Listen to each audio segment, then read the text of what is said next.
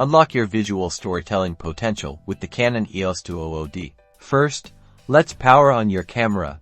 Locate the power switch usually found near the mode dial and flip it to the on position. Next, attach your lens. Align the white or red dot on the lens with the corresponding dot on the camera body, then gently twist until you hear a click. Now, let's explore shooting modes. For beginners, the green or intelligent auto mode is perfect for point-and-shoot simplicity.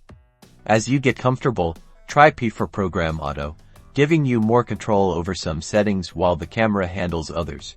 To adjust settings, press the menu button. Use the directional buttons to navigate through the options like image quality, ISO, and white balance. Press set to confirm your selection. To take a photo, look through the viewfinder or use the live view on the LCD screen. Half-press the shutter button to focus, then press it down all the way to capture your image. To review your photos, simply press the playback button.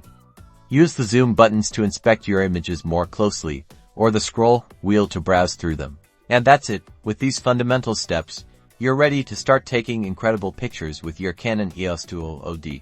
Practice makes perfect, so get out there and unleash your creativity.